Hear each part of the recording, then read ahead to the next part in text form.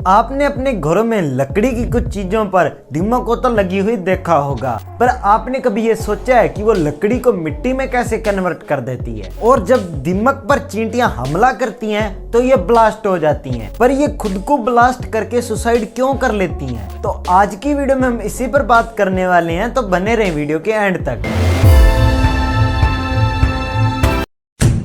Termite का evolution लगभग 300 million वर्ष पहले कॉकरोच से हुआ था, लेकिन इनकी मैटिंग में आज भी वैसा ही व्यवहार है जैसे 38 मिलियन वर्ष पहले था। पर वैज्ञानिकों का रिसर्च से जीवाश्म से पता चला कि 38 मिलियन वर्ष पहले दो दीमक आपस में कोटिंग कर रहे थे, यानी कि एक दीमक दूसरे दीमक को आमंत्रित कर रहा था। तभी ये पेड़ की राल यानी कि गोंद में फंस गए और जीवाश्म एम्बर में संरक्षित हो गए। Doctor LS. बुशेक, जो वर्तमान में चेक अकेडमी ऑफ साइंसेज में लेबोरेटरी ऑफ इंसेक्ट सिम्बायोसिस के हेड हैं, जो बताते हैं कि टर्माइट फॉसिल्स बहुत ही आम होते हैं, पर यह टुकड़ा बहुत ही अनोखा था क्योंकि उन्होंने सैकड़ों टर्माइट फॉसिल्स देखे हैं, पर यह पहला ऐसा टर्माइट फॉसिल्स का टुकड़ा था जिसमें टर्माइट का जोड़ा था। इस जोड़े को बेहतर तरीके से समझने के लिए OIST की टीम ने एक्सरे और माइक्रोसिटी का इस्तेमाल किया,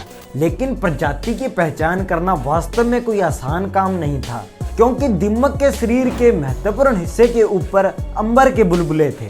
OIST के post doctoral researcher doctor Simon Hellemans ने बताया कि उनको स्कैन से प्रजाति के अलावा यह भी पता चला कि फंसे हुए टर्माइट मेल और फीमेल थे, जो एक दूसरे के बगल में लेटे हुए थे और फीमेल के माउथ का हिस्सा मेल के पेट की सिरों को टच कर रहा था। तो OIST की रिसर्च से पता चला कि 38 मिलियन वर्ष से इनकी मैटिंग में कोई बदलाव नहीं आया। फेरमोन्स सबटेरेनियन टर्माइट का वर्णन सबसे पहले 1900 दशक की शुरुआत में ताइवान चीन में किया गया था और इसकी उत्पत्ति चीन में हुई।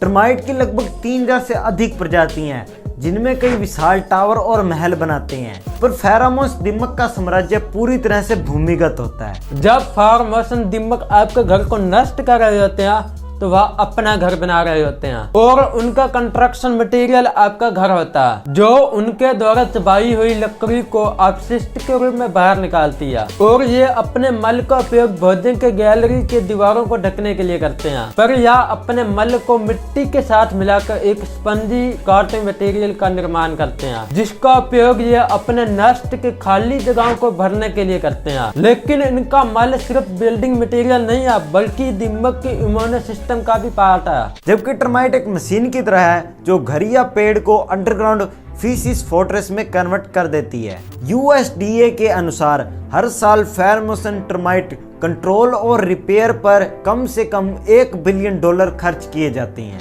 हमने इसकी कॉलोनी पर तो बात कर ली, पर अब हम बात करते हैं कि इसकी लार्जेस्ट कॉलोनी कहां पर है। दुनिया की सबसे largest termite colony north eastern Brazil में है, जो लगभग 4000 वर्ष पुरानी है और यह कॉलोनी 2,30,000 स्क्वायर किलोमीटर जितनी बड़ी है। अगर हम इसका कंपैरिजन ग्रेट ब्रिटेन से करें तो ये उससे भी बड़ी है और इस कॉलोनी में लगभग 200 मिलियन टिल्ले हैं। दीमक का भी ग्लोबल वार्मिंग बढ़ाने में बहुत बड़ा योगदान है, क्योंकि टर्माइट बड़ी मात्रा में मीथेन गैस उत्सर्जित करती है, जो कि एक ग्रीन हाउस प्रभाव का हिस्सा है। हम आपको ग्रीन हाउस प्रभाव के बारे में थोड़ा सा समझा देते हैं। यह गैस पृथ्वी के वायुमंडल में मौजूद होती है, जो प्लानेट की सरफेस के टेम्परेचर को बढ़ाने में मदद करती है, जिसमें मुख्य रूप से 3 गैस मौजूद होती है: कार्बन डाइऑक्साइड, मीथेन और नाइट्रोजन ऑक्साइड। यदि इन तीनों गैसों की मात्रा बढ़ जाए तो ग्रीन हाउस प्रभाव भी बढ़ जाता और इसके कारण ग्लोबल वार्मिंग भी बढ़ जाती है।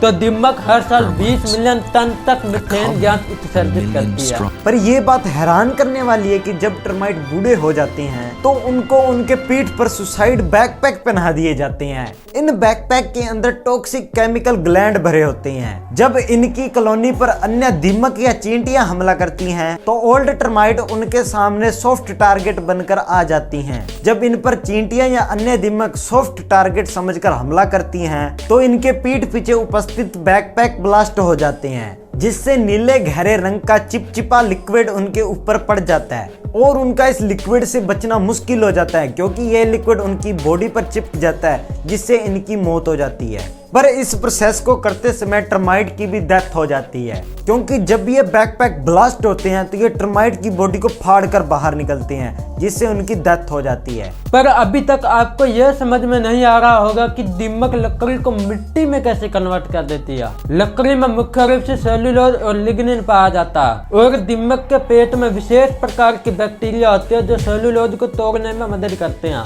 लेकिन इनके पेट में कुछ एंजाइम्स मौजूद होते हैं जो लकड़ी को छोटे छोटे टुकड़े में तोड़ देते हैं, जिसके कारण इसे पचाना आसान हो जाता है और पचाने के बाद दीमक लकड़ी को गीले और बारीक पदार्थ के रूप में बाहर निकाल देती है। दीमक के इस उत्सर्जित पदार्थ में लकड़ी के अवशेष, बैक्टीरिया और कार्बनिक पदार्थ मौजूद होते हैं जो धीरे धीरे मिट्टी में मिलकर जैविक उर्वरक बन जाते हैं और इस प्रक्रिया से दीमक लकड़ी को मिट्टी में कन्वर्ट करती है। तो आज की वीडियो हमारी यहीं पर खत्म होती है। अगर आपको ये वीडियो अच्छी लगी हो तो वीडियो को लाइक कर दें और हमारे चैनल को सब्सक्राइब कर दें। और अब हम आपको मिलेंगे नेक्स्ट वीडियो में।